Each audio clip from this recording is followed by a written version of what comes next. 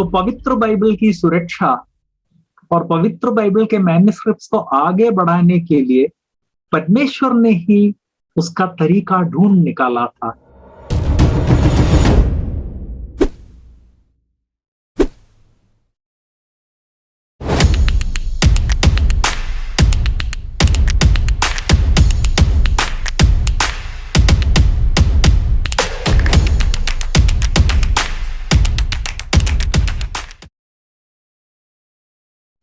जब ये वचन दिया गया था तब तो सारे इस्राएली लोग एक ही देश में रहते थे और उनके बीच में से प्रभु जिनको आज्ञा देते थे, जैसे कि योना, वे अन्य देशों में जाकर शुभ समाचार सुनाते थे।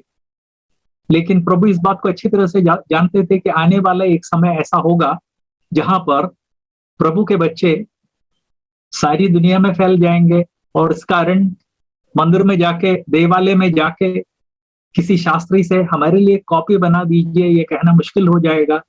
और इस कारण प्रभु ने ही उन लोगों को शुरू से आज्ञा दी थी कि दिन रात इस पर ध्यान करना और ये तुम्हारे मन से कभी ना हटे। इस आज्ञा के पालन के लिए उनमें से हर व्यक्ति के लिए जरूरी हो गई थी कि वो अपनी अपनी कॉपी बना ले। तो प्रभु का वचन इस तरह से हजारों कॉपीज उसकी बना ली गई। बाद में जब 600 ईस्वी के आसपास और उसके बाद 400 ईस्वी के आसपास जब यहूदी लोग गुलामी में चले गए और गुलामी से जब वापस आने लगे, तब एक कठिनाई हो गई।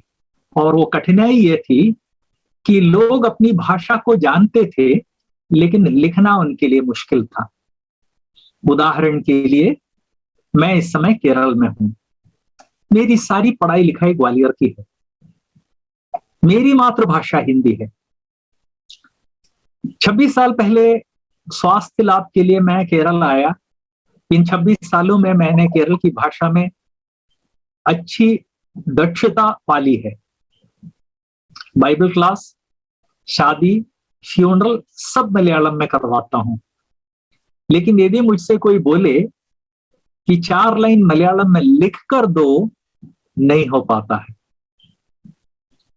नर्सरी के बच्चे जिस तरह से लिखते हैं उससे भी गंदी हैंडराइटिंग आती है, इसलिए कि मेरी पढ़ाई लिखाई इस समाज में नहीं हुई, यहाँ के स्कूल में नहीं हुई, इसलिए मैं लिख नहीं सकता। कंप्यूटर पर टाइप कर लेता हूं, वहां आप लिख नहीं रहे हैं।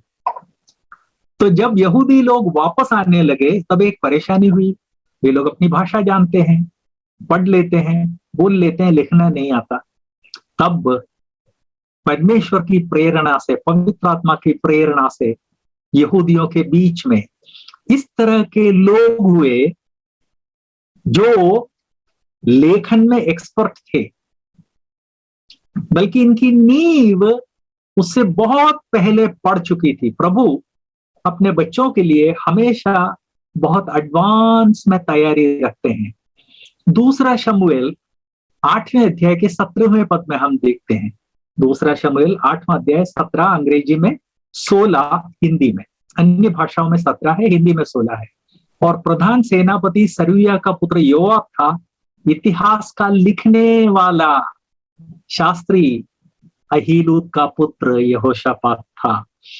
तो लोग गुलामी में जाएं और वापस आएं और अपनी भाषा लिखना पाएं, और जो लिख नहीं पाएंगे उन लोगों को प्रभु का वचन लिखित रूप में मिल जाए, उसके लिए शास्त्री लोगों की कौम खड़ी हो जाए। उससे सैकड़ों साल पहले प्रभु ने लेखकों को बनाया जिनका काम ही लिखना था, स्टेनोग्राफर के समान। जो नींव पड़ी शमूएल के समय, उसका परिणाम क्या हुआ कि इज़रा नेहम्याह का जो समय आया, तब तक कुछ लोगों ने ये डिसाइड किया कि प्रभु के लोगों को प्रभु का वचन लिखित रूप में मिलना चाहिए।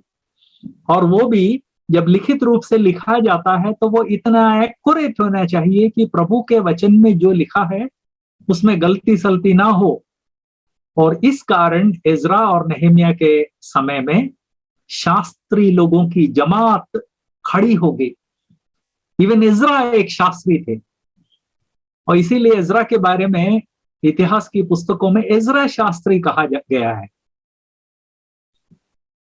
तो इज़रा का काल आते आते ट्रेन लोग, जिस तरह से आजकल सेमिनरी में जाकर लोग ट्रेनिंग लेते हैं, उसी समान लोग, यहूदी लोग ट्रेनिंग लेते थे जिससे कि वे प्रभु के वचन को कॉपी कर सकें।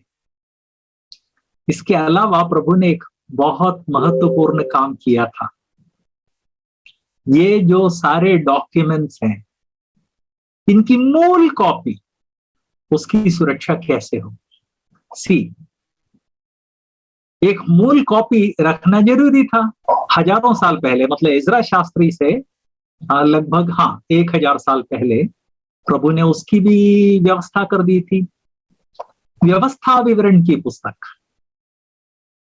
31वां अध्याय 24 से 26 में हम इस तरह पढ़ते हैं। व्यवस्था 31, 24 से 26, वहां हम पढ़ते हैं, जब मूसा इस व्यवस्था के वचन को आदि से अंत तक पुस्तक में लिख चुका, तब उसने यहोवा के संदूक उठाने वाले लेवियों को आज्ञा दी कि व्यवस्था की इस पुस्तक को लेकर अपने परमेश्वर यहोवा की वाचा के संदूक के पास रख दो कि वो ये वहां तुम पर साक्षी देती रहे। याद रखें, वाचा के संदूक के पास सिर्फ महायाजक साल में एक बार प्रवेश कर सकता था। वहां यदि कोई पुस्तक रख दी जाती थी तो इस बात की गारंटी थी कि उस पुस्तक को कोई हाथ नहीं लगाएगा और मूल जो कॉपी है वहां सुरक्षित रहेगी।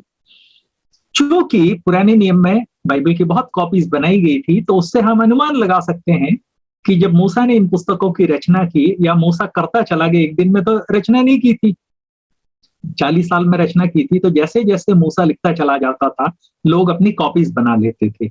एक बार जब मूसा ने पूरा लिख लिया, तब तक हजारों कॉपीज बन गई होंगी 40 साल में, क्योंकि काम धाम तो कुछ नहीं था, ना तो खेती बाड़ी करते थे ना और कुछ करते थे, बस जानवर पालते थे। तो जब लोगों ने हजारों कॉपीज बना ली और जब पुस्तक का लिखना खत्म हो गया, तो परमेश्वर की आज्ञा के अनुसार मूल कॉपी वाचा के संदूक के पास रख दी गई, जिससे बाइबल की मूल कॉपी सुरक्षित रही। ये आज्ञा परमेश्वर ने व्यवस्था विवरण में जो दी थी, इसके पीछे परमेश्वर का लक्ष्य दूरगामी था, और इस तरह से परमेश्वर ने जो आज्ञा दी उसका दूरगामी परिणाम भी हुआ।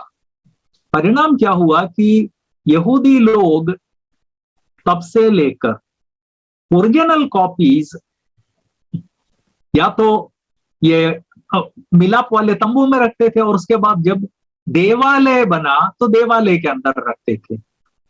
बल्कि यहूदियों के जो आराधनालय थे उनसे लगे हुए बड़े बड़े हॉल हुआ करते थे, और यदि किसी यहूदी के पास जो बाइबल की कॉपी है, पुराने नियम की कॉपी है, वो बुरी तरह से टूट रही हो, जिसका उपयोग करना मुश्किल है, तो वे लोग ले जाकर वहां पर जमा करवा देते थे। उसको जलाते नहीं थे, गाड़ नहीं देते थे, कचरे में नहीं फेंकते थे, क्योंकि वो परमेश्वर का वचन है। यहूदी ऐसा कभी नहीं करते थे। परमेश्वर का वचन वो लोग ले जाकर उस हॉल में जमा करवा देते थे। इसका भी दूरगामी परिणाम हुआ। आजकल जो पुरावस्तु में गवेश अनुसंधान करने वाले हैं, ये लोग पुराने पुराने पुराने जो यहूदियों के देवालय हैं, उनमें जो कक्ष सैकड़ों सालों से खोले नहीं गए हैं, जहां जाने से आदमी को डर लगता है कि सांप बिच्छू होंगे, उनको आधुनिक तरीके से उन लोगों ने खोलना शुरू किया, तो लाखों पुराने मैन्युस्क्रिप्ट्स मिले हैं, जिसकी सहायता से बाइबल इन हजारों सालों में लेखन में कोई बदलाव आया है या नहीं, इसको अच्छी तरह से जांच कर देखा जा सकता है।